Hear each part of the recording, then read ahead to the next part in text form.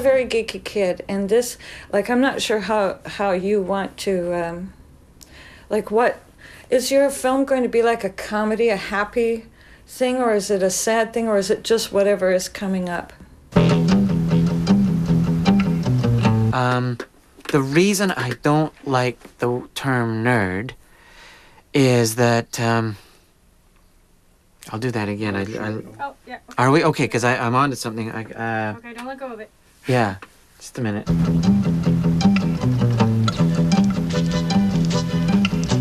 I worked for the newspaper and the yearbook, and, Jesus, sorry about that. Sorry, an enormous bug just landed on my arm.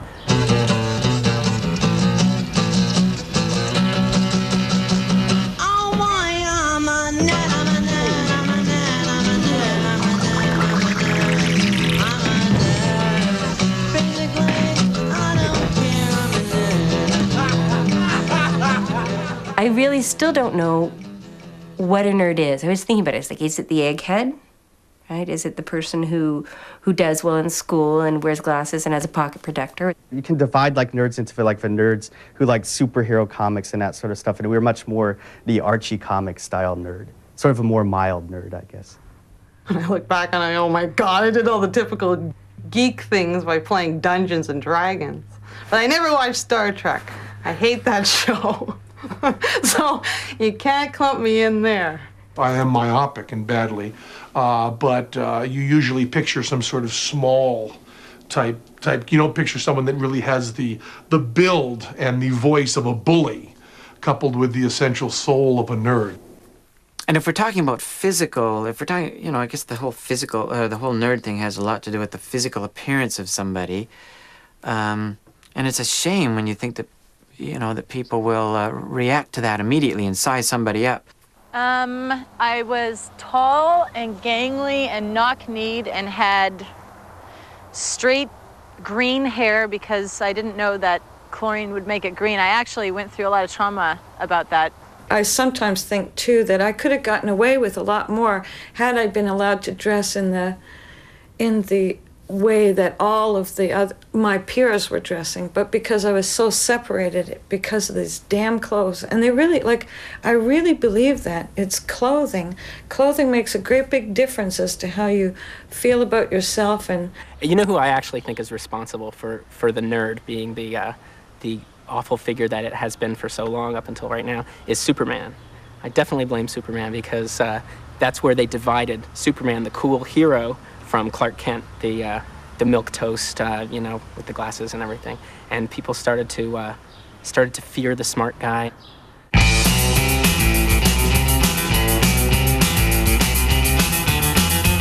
believe when I was in grade 2, I got 99 in a paper that I was working on, and I ran out of the room crying home because I hadn't got 100. So you can see the other kids noticing things about me, so.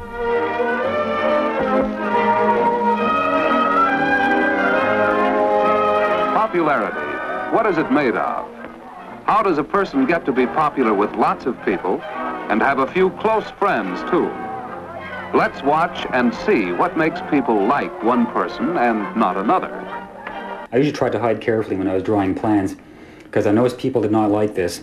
If some other kid discovered, even in elementary school, I was designing a plan for a sewage system, it was like, oh, look at this, how ridiculous, you're drawing a plan for a sewer system, ha, ha, ha, ha. I was, I guess, 11 years old, and I was struggling with the special theory of relativity. I was trying to explain to John, who was an older boy, he was in grade 8, so I thought, well, he must understand this stuff. And I was drawing out the formulae for the Lorentz Fitzgerald field contraction in chalk and explaining that, well, you see, since it's 1 minus v squared over c squared, that therefore this implies that as you go faster, your perception of time dilates, and what you think is a day is actually a year, depending on how fast you're going. And he threw a brick at me. He threw a brick at me, and he ran away saying that I was crazy. as a kid, I was so quiet and so painfully shy that I couldn't. It was very hard to go and deal directly with people. So I was sort of used to sort of sitting there and watching how people act and sort of being very aware of how people act and how I should act, even though it was I never felt I was acting correctly, or to even say like I had to act some way really shows like how I felt growing up, and very sort of feeling so uncomfortable that you just learn to watch the whole world go around you, so you feel safer. I had fantasies when I was a kid about being a superhero and just all of a sudden turning into Bruce Lee and just boom, boom, boom, boom, boom, boom, you know, being the big hero and having all these kids cheering me.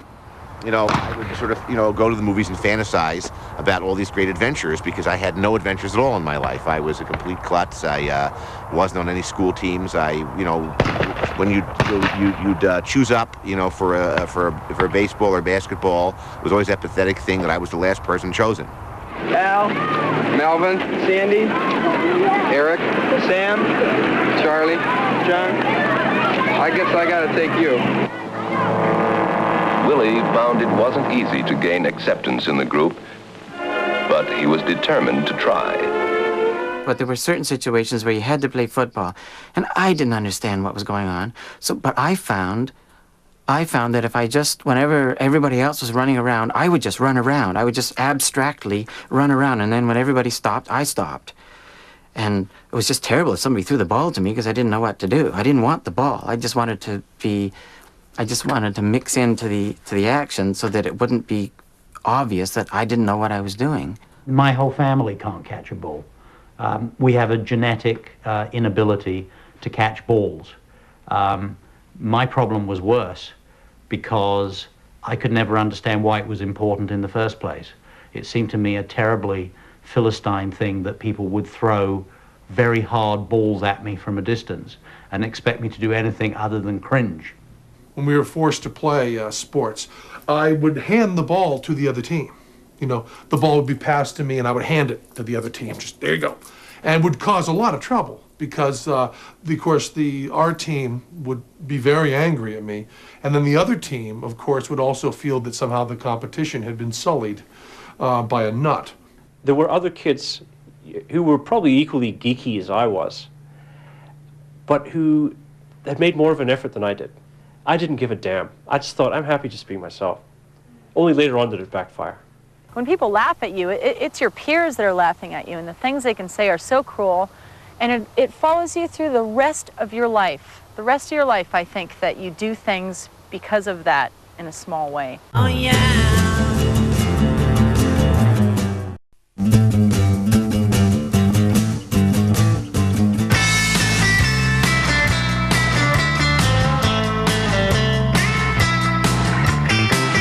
Recess and at lunch period, I was often being beaten up.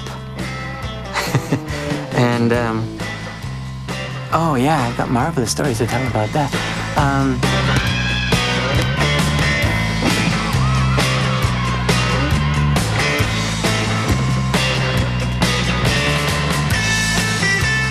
I still remember out in front of my house being beaten up by Sidney Gatenby.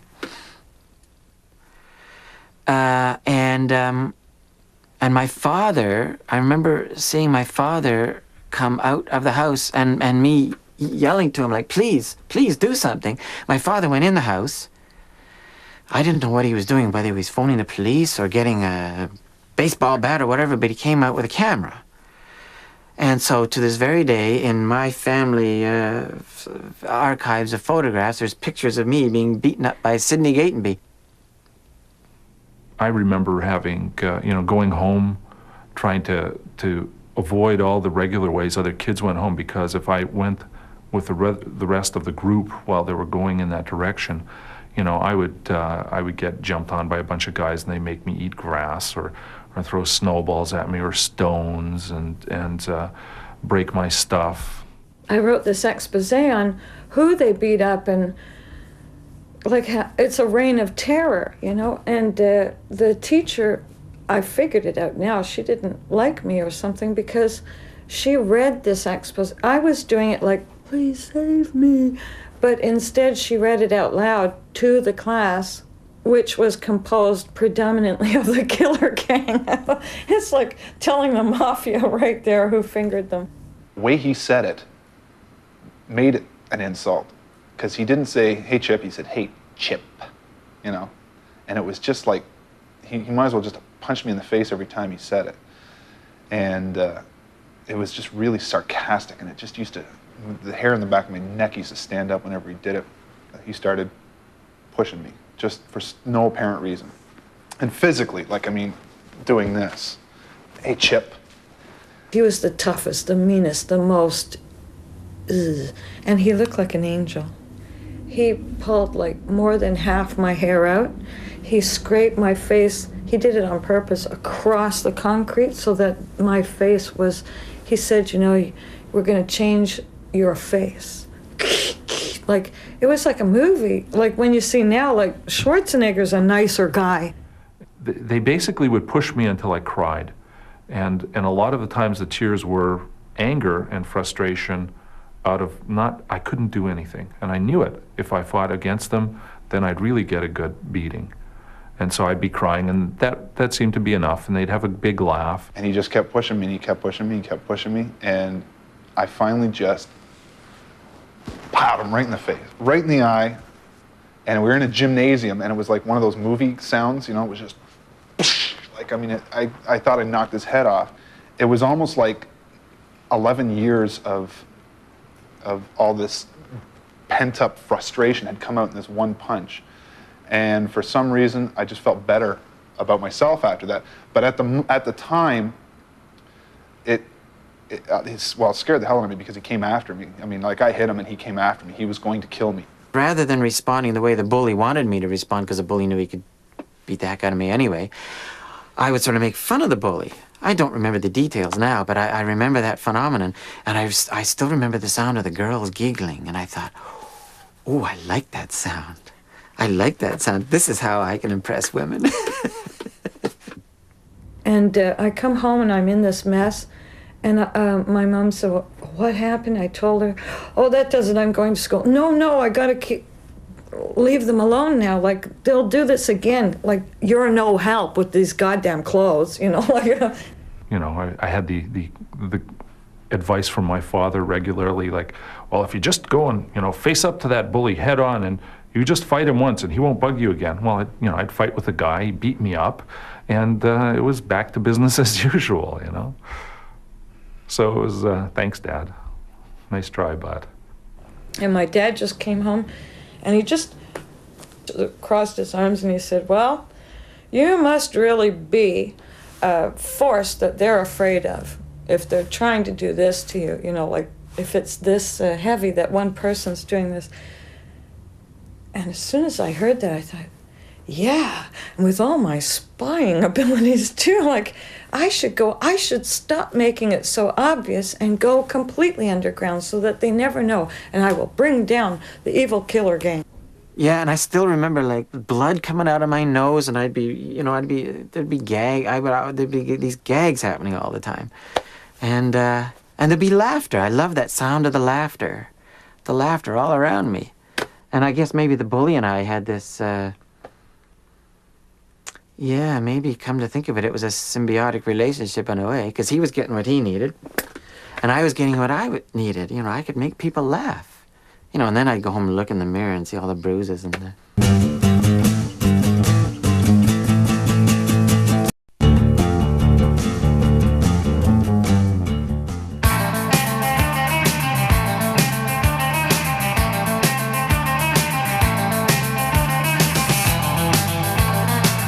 Public school, the girls, I never did well with girls. I always liked girls, though. Like, ever since, I never went through a stage where I was a little kid and I went, ew, girls. I was always like, ooh, girls, you know. How do you ask for a date? What about this? Ian? Well, how about a date? Well, really? No thanks, Woody. I fell in love with this girl called Judy. And I wrote her a love letter and put it in her desk halfway through musical appreciation class. To my horror, she waited till the teacher had gone out of the room and stood up and read it out loud to the entire class. That was it. No more romance for a good 10 years after that. That was it. I had to bribe a guy to kiss me when we were having Spin the Bottle. If you spin the bottle, you had to go into a closet and then emerge from this closet newly kissed. So I went into the closet with him, and while we were in there, I said, look, I'll give you $10 if you just tell everybody that you kissed me. Well, suppose he did it this way. Hi, Ann. What you doing Saturday night? Well, I guess I'm busy. Oh, yeah? Any chance of giving him the brush off for me? Well, of all the nerve. I had a crush on her right from grade 1 to grade 8. I never told her. Never told her, because if anyone had known that I had a crush on this girl, it would be another strike against me because I had a crush on this girl who was a nerd, right? So I went that whole 8 years in love with this girl, and she never knew about it. She's married with kids now, I think, so. Her name's Beth, in case she's watching. My wife's gonna kill me. I'm sitting in the living room and I'm watching these two poodles while Fred's gone to fix us a drink. And one of the poodles is humping the other poodle. And I think, well, that's odd, this must be what poodles do. I didn't know what they were doing. Now you may say, oh, come on, no one's that stupid. Yes, they are that stupid, and some of them are that stupid into their 30s. But anyway, I really didn't know. So, and then Fred and I enjoyed our drinks, I guess a soft drink or something. And eventually, as most boys will do with girls, lure them up to their room. And eventually, you're horizontal. And Fred's on top of me. And he starts pumping at me like dry humping or something.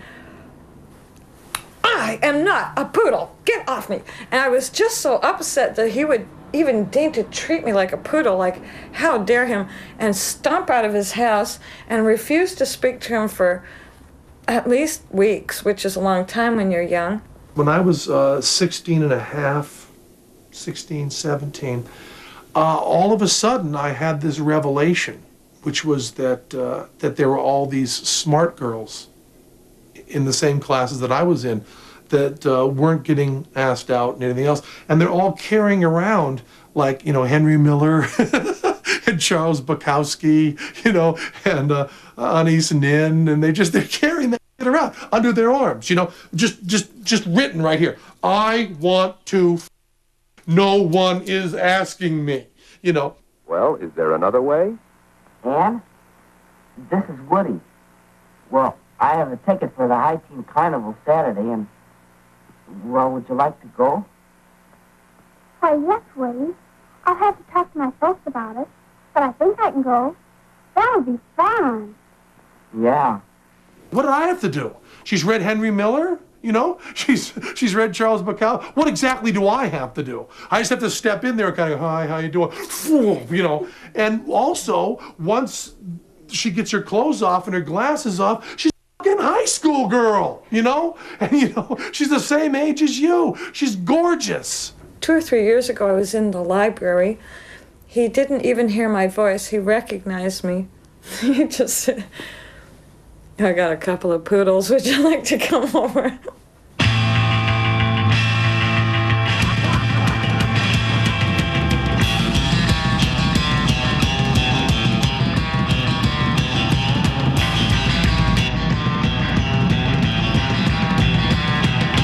I'd always disappear at lunch hours and recesses. If it wasn't the library, it was, thank God, the cooperation of the metalwork teacher had let me spend my time working the machinery in the metal workshop.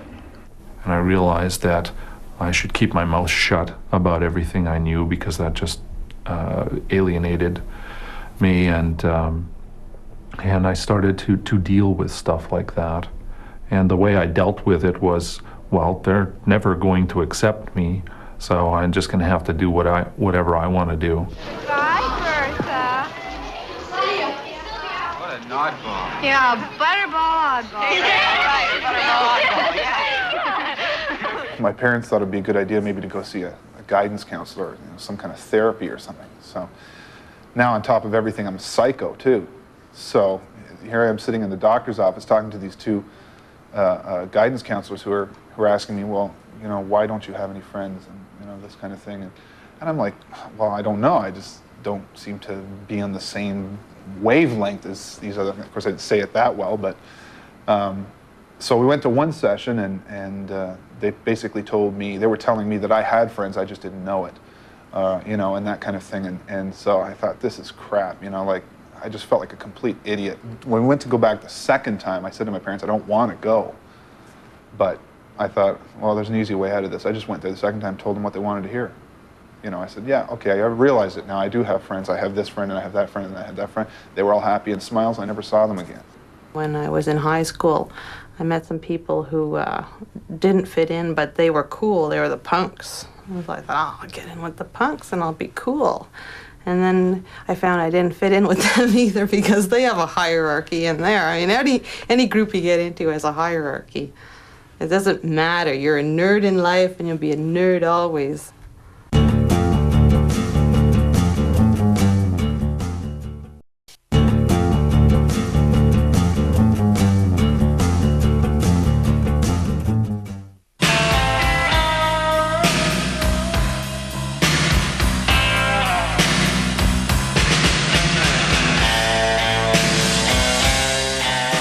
I was incredibly stressed.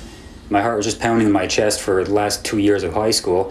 I even went to a physician, got an EKG for God's sake. I thought something was wrong with me and I was going to die or something. But I was under the greatest stress I've ever been in any other point in my life. No matter what negative events occurred, this was the worst. And I think despite the not caring to fit in consciously, it still hurt.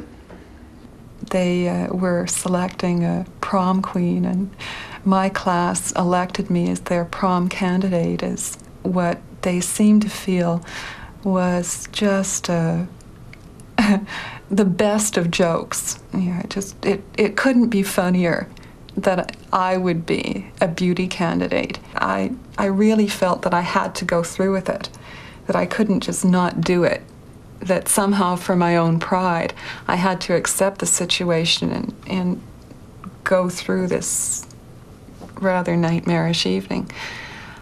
And I had never been on a date, but I was in the difficult position of having to choose somebody to escort me. My mother chose someone to escort me, who was in fact a true nerd. A really great nerd, I think, in retrospect. Now, of course, my mother saw him as a perfect escort because he was harmless and asexual. And consequently, no danger whatsoever to my virginity. See, I'm laughing at him, just in the same way that other people will always laugh at nerds. We did the whole thing. We did the prom queen parade. We were on show in a major way, but it wasn't as bad as it might have been. And for that reason, I have to say I'm really glad I did it. If I had not gone and had to fantasize about it, I think I probably would have made myself ill. As it was, really, sometimes doing the thing is not as bad as thinking about it. I did a lot of retreating, and I worked out a lot of the stuff in my drawings. I had a large sheaf of drawings from my black period when I was the most depressed about this stuff. When I think about it, I don't think I was that eccentric. I just didn't fit into the culture that I was in. And some people took advantage of that.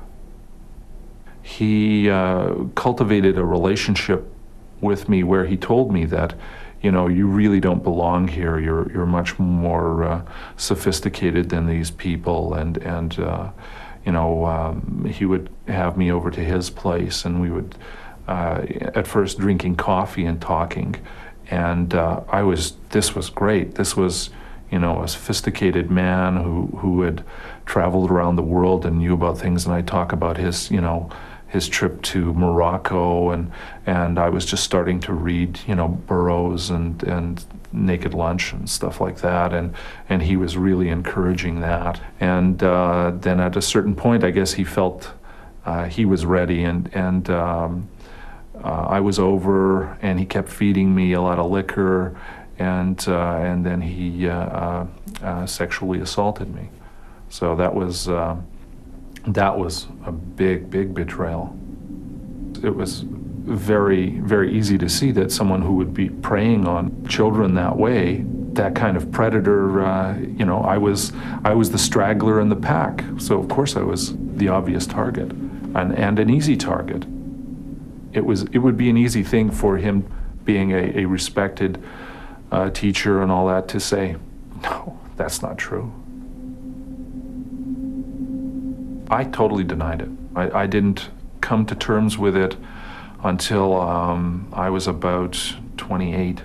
My first marriage broke up, and I had a nervous breakdown, and I went through some extensive therapy, and that was one of the things that, you know, they dug up.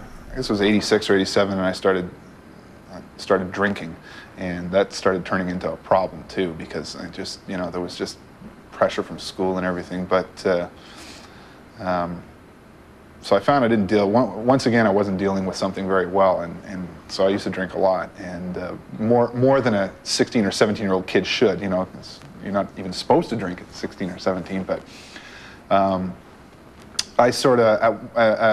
At that point, I started realizing that I was probably digging myself into a hole, and I should probably, you know, pull myself up and smarten up, because, you know, I still had things I wanted to do. Oh yeah.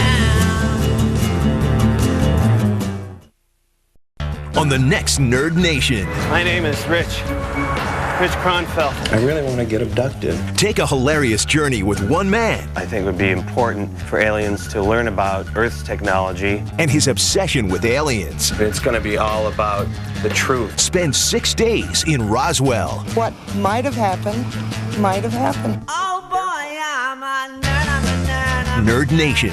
Next Monday night at 9, 8 Central, only on Tech TV.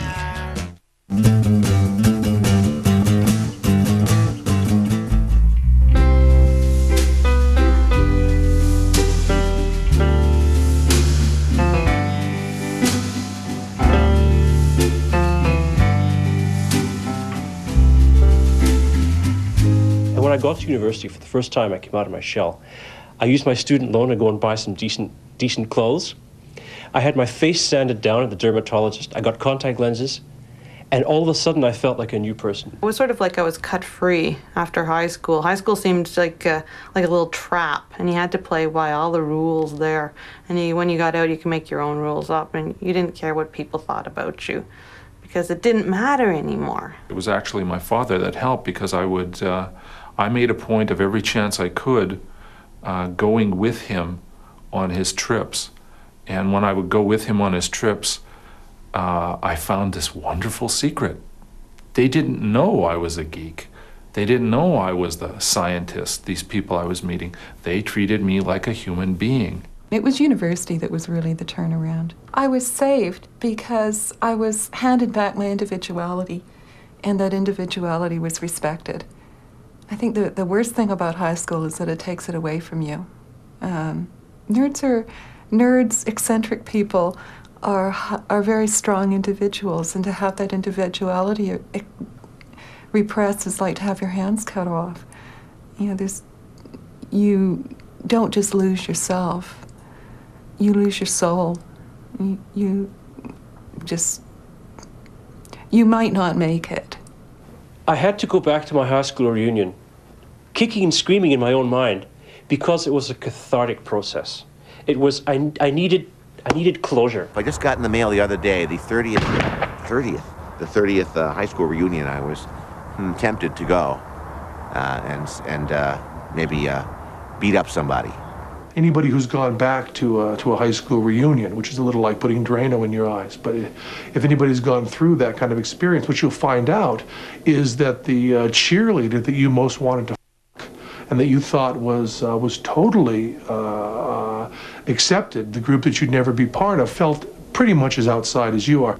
And the best part of all was the cheerleaders and all the football team little clique who had always shunned me and ostracized me and ridiculed me since we were all about this high. And all of a sudden, there was, for the first time in my life, girls noticed me. I couldn't believe it. And nerddom was fading memory into the distant past. I can hardly wait for my 20th high school reunion, I can tell you that now. I think I'm gonna do a pop out of a cake or something, I don't know. I bought me a coffee grinder. I mean, if anyone in that school or in that town knew that I actually became a stripper for a living, for a career, not just a couple of years, but 14 years of my life, they'd die. They'd die.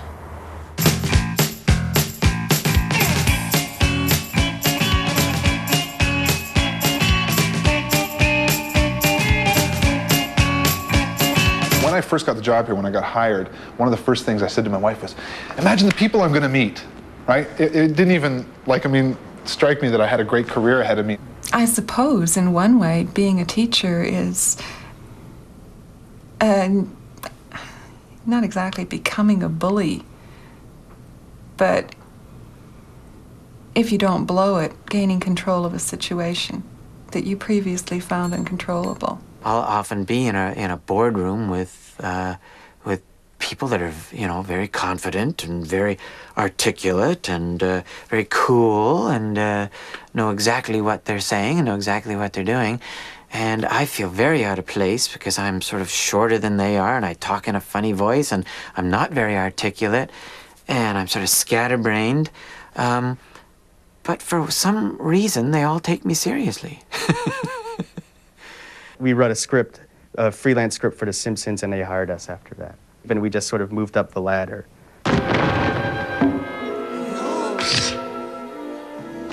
We wrote the third most scripts of anyone, but now that we run the show, we don't have time. We just boss other people around. What is this place? The Refuge of the Damned. A place where we can work on our extra credit assignments without fear of reprisal. Cub, you must be tired from the chase. Oliver, bring our friend a hard-boiled egg and some prune juice. Finally, Bart's one of us. Excelsior! One thing I always think of is, I wish that when I was a kid, there would be a show like The Simpsons that really sort of not only makes you feel comfortable and helps you laugh at yourself and other people, but really says the world's okay, it's fun, just enjoy it.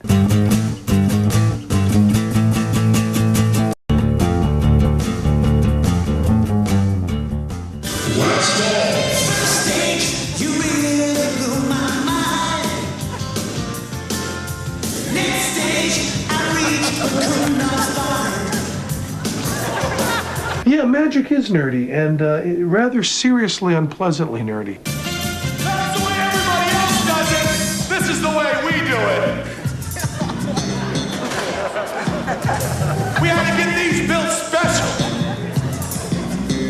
Magic is just horrible. I mean, I wasn't interested until I met Teller, and I realized that it could be a platform, and this sounds awfully juvenile, but unfortunately it's true. It's a good way to explore the nature of truth, which to me is all that matters. First day you slipped away from me. Next day you're not where you should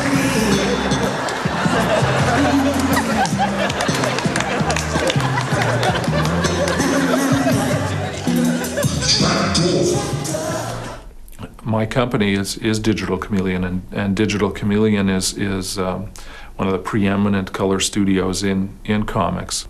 The main thing that we do is color comics with computer. We do all of these Superman titles. We worked for all the majors on all the important projects. Looking ahead from when I was looking at the Fantastic Four or the Superman comics when I was a kid, I would have never dreamed this, never. I spent a lot of time in fantasy worlds, and now I'm spinning them for other people. My action movie career, which includes 48 Hours, Die Hard, Die Hard 2, Commando, Running Man, and many, many television programs. I've probably killed the entire population of Tennessee on screen. I get so many people coming up and saying, don't you think this is abusive to women because you're dancing? And I thought pulling hair out of a dog's butt for 5 years was abusive, okay?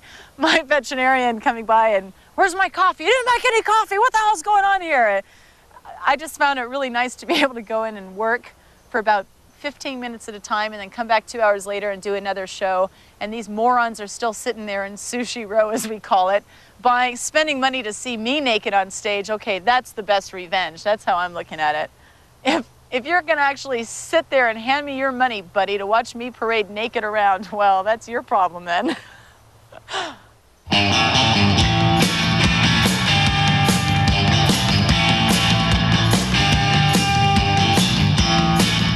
I found it difficult to talk to the people who had made my childhood such pure hell. To this day, even though we're all adults now, if I met them on the street, I would find it very difficult to have a civilized conversation, because those wounds, covered up and glossed over may they be, those wounds are still pretty raw if you go down deep. As a former nerd, I get a lot of pleasure and satisfaction in naming all 8,050 people I've killed on screen after various kids who beat me up in junior high school. I get to see Arnold Schwarzenegger and Bruce Willis and Eddie Murphy, Jean-Claude Van Damme kill all those creepy kids at the bus stop. When I was in high school, I was a big, huge Black Sabbath fan. I just loved Black Sabbath, and I just thought they were one of the best bands in the world. I met the guitarist from Black Sabbath. We were in the back room there after the concert, drinking beer together and chatting. And that's one of the things working here, that's why I think of myself as, you know, in some extent as being successful, because I have that, you know, I could tell stories like that and say, yeah, I met this person, I met that person. Whereas one of the guys who used to pick on me in grade 8 or something like that is now working at, you know, Burger Joint or something like that. I think in real life, like, nerds have the ultimate revenge, because as an adult, like, people don't, if you're an adult, you don't walk around and someone doesn't point at you and go, ha ha, and it doesn't matter. And bullies are usually, you know, they'll be stuck working at a gas station or somewhere else, and nerds, you know, it just, I think even as a kid, I knew, even though I felt uncomfortable, that it would end up all right. Revenge of the Nerds. I think that there's great pressure. It's increasing pressure, and it's the result of the media and of the entertainment industry, and just of peer pressure in our schools that pushes kids to conform. Maybe our film was one rare shining beacon saying to kids, it's okay to be different. It's okay to do what you think is right. You don't have to catch a ball. Your life is not defined by whether you catch a ball. When I first read the title, I almost didn't read the script. I thought, I can't relate to this. Then when I started to read it, I understood that it's really about acceptance, accepting yourself and being accepted by others. And I certainly felt outside most of my life, so I was a nerd. Nerds! Nerds. The head of the studio, I don't know if I'm speaking out of school here, but pronounced the movie a bomb and a piece of shit. And they released it in 100 theaters, hoping it would die, but it didn't. Oh yeah.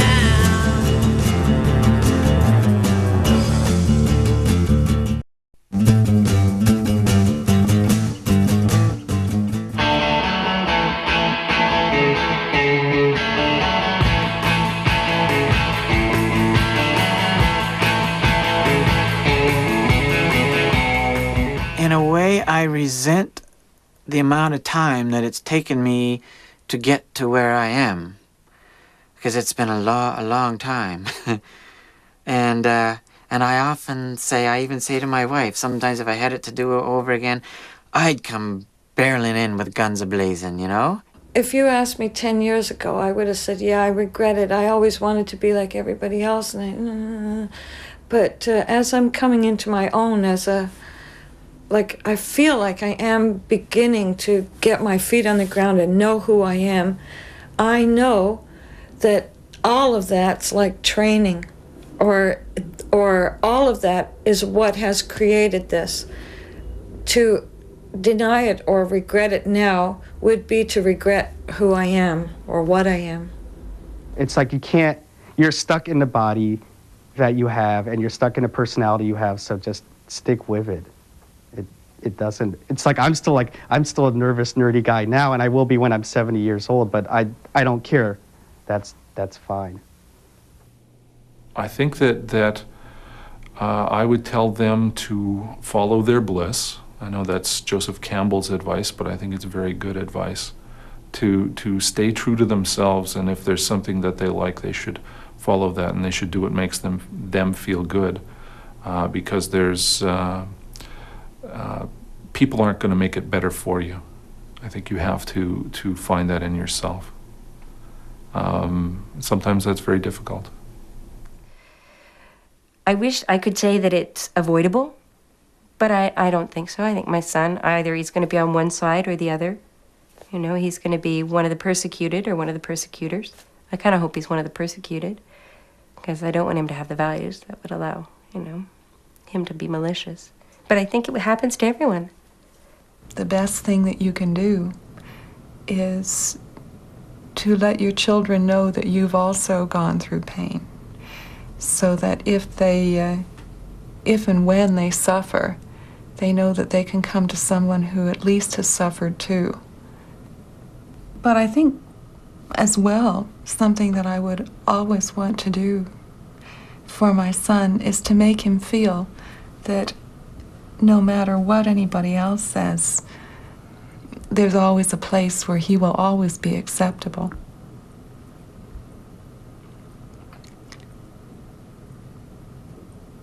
That he'll always be acceptable to me. Sometimes I think we're all nerds. We're all nerds, in a way, except that the typical nerd that we think of is not able to disguise it as much as others. I don't know. I don't know if there's anything I could tell myself back then, except that everything's going to be cool, you know? Don't worry, everything's going to work out. Because when you're a kid, you don't think that. You think it's the end of the world. The school hates me. I have to leave here. I can't stand this place anymore. I have no friends. Everybody thinks that I'm a jerk. And you just think it's the end of your life, but you don't realize that you sprout and you grow and you change and you become this woman, and you learn to laugh at it later, and then you just feel sad for people who didn't know what you had to offer them, you know?